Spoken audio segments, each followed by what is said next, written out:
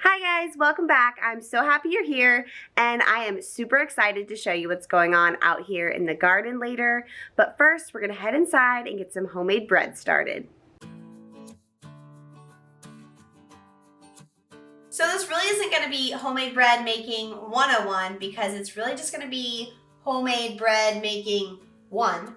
It is my first time ever doing this, but I am so excited because I've been wanting to do this for such a long time, but yeast has been sold out in stores the past couple months because everything going on.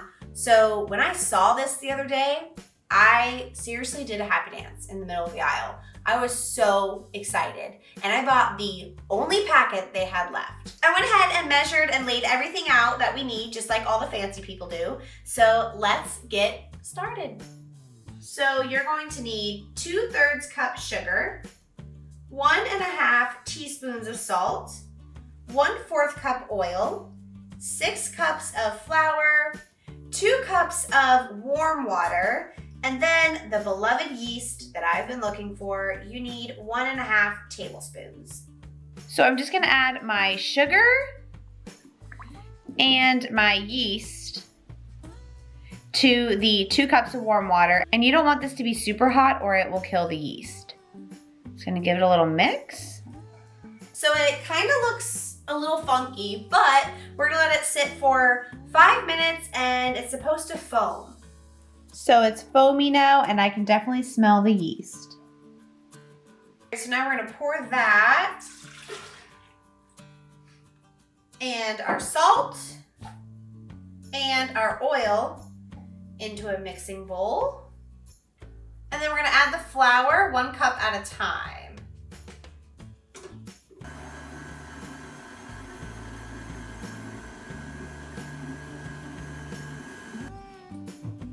Okay, I feel like it looks good. Looks like dough. I mean, and then some flour on top. Then they say to kind of work it with your spatula so you can get that stickiness out before you touch it.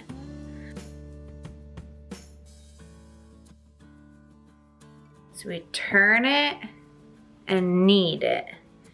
Turn it and knead it. Ooh.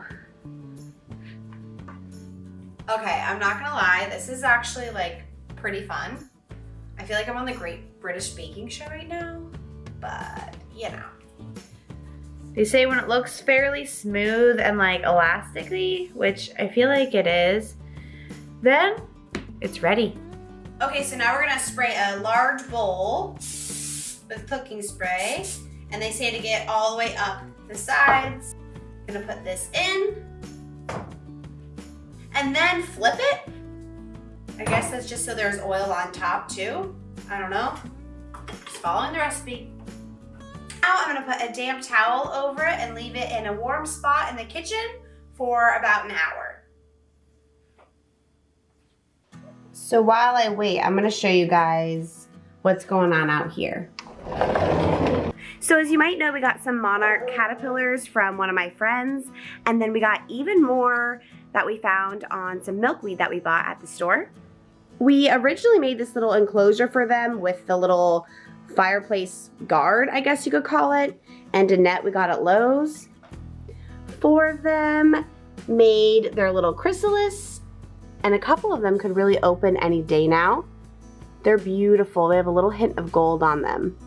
I was a little sad because you couldn't really see what was going on through that screen, so call me crazy, but we bought this. I got this on Amazon and it's actually made for a baby's crib, but I really like it because I can see through it pretty easily. I can access it through this zipper, which is way better than this contraption we had before. It was a nightmare to get open and exchange the plants, water the plants. They can choose to hang up top here, or Will made me this thing inside. We just made this out of wood, and then that net we bought at Lowe's. You can see that guy in the corner. And it's clear which is the newer plant and which is the older. They really go to town. And then actually outside, Our sunflowers are about as tall as me. This is the only mammoth sunflower that's open so far. And then we have some of the little ones with different colors. This guy just opened up today. His petals are still kind of opening up. But I'm excited for this super tall one.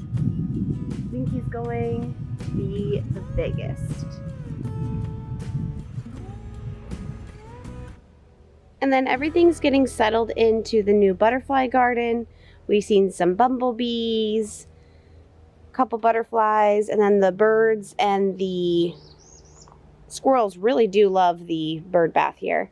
The only thing I want to do is dig out this little knot in the tree and plant a couple marigold seeds. I think that'd be really cute. And now for a veggie garden update. It's going to look pretty different the next time you see it. So we'll go ahead and start on this side. We have our little carrots, which are the last thing I planted.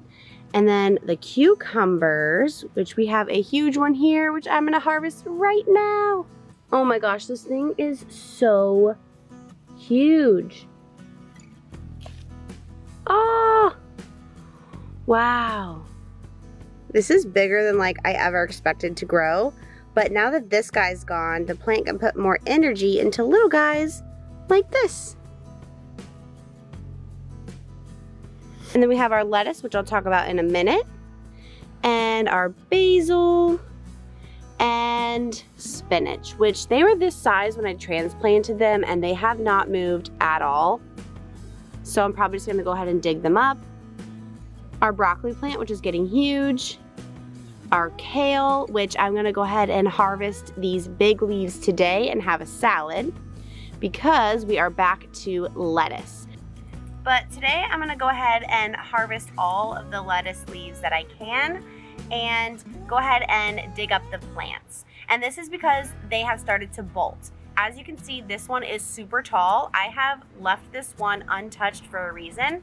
I wanna see how this one acts in comparison to the ones I am harvesting. And from what I understand, that means it is too hot outside for the lettuce, so it grows kind of tall pretty fast and goes to seed. I'm assuming that's because the plant knows that it's not going to thrive in this weather, so it tries to produce seed to use for the next season.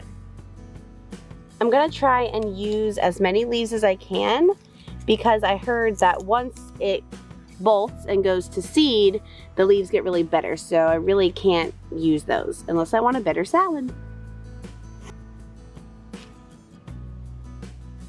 I will keep the seeds that the plant produces for next season, but I just tried a leaf from the bolted plant, the plant that has gone to seed, and yeah, not edible, bitter, nasty, definitely not as delicious as the ones we've had already.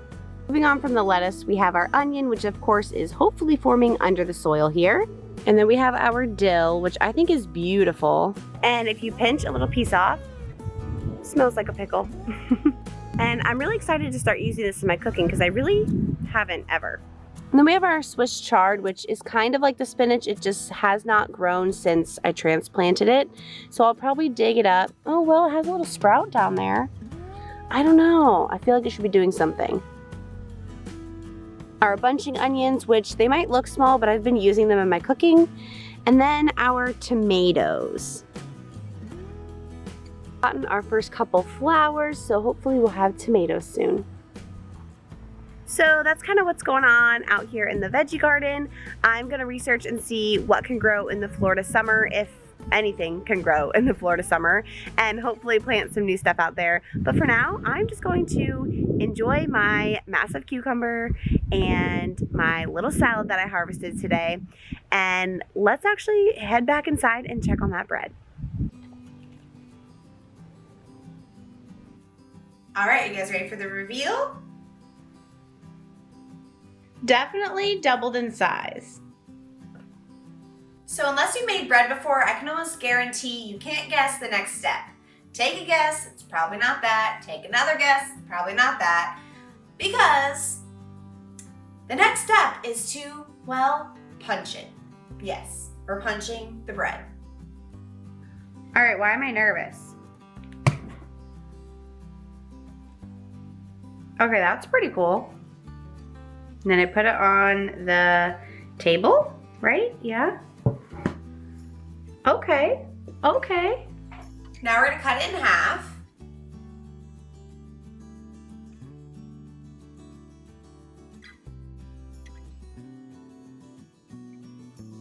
Now we need to spray our pans, sides and all.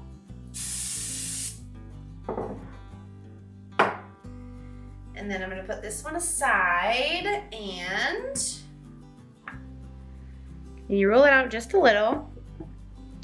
Then you roll it up. Okay. And then you chop the ends and fold in the butt. Ooh.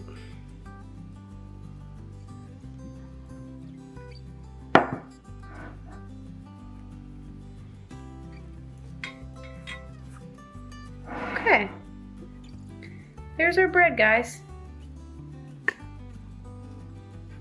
so now I'm gonna cover them with a damp towel for about 20 minutes and don't forget to preheat your oven to 350. Okay, so it's been about 20 minutes and I was going to do all these dishes that I created during this process, but instead I watched a caterpillar turn into its chrysalis and it was so cool, and even better, I got it on camera. So you should go ahead and click that subscribe button so you don't miss that in a future video. And also while you're at it, click that like button on this video because not only does it really help my channel, but it makes me so happy. Let's check on that bread. Oh, they definitely grew. This one's a little wonky, but you know. So now I'm gonna put them in the oven for 30 minutes at 350. Oh my gosh, this looks so good. It does say to take it out of the pan like right away or it'll sweat. Oh my gosh, I'm so excited. I would totally call this a success. Oh my gosh. Crusty top, but like I can tell it's squishy. Oh, I want to cut into it. I don't know if I should let it cool or not. Ooh, hot.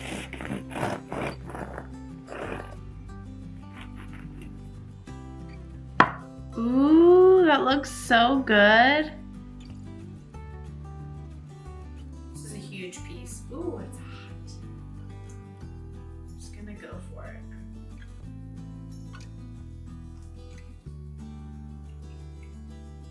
Mmm. Mmm. Mmm. It's gonna be even better with butter.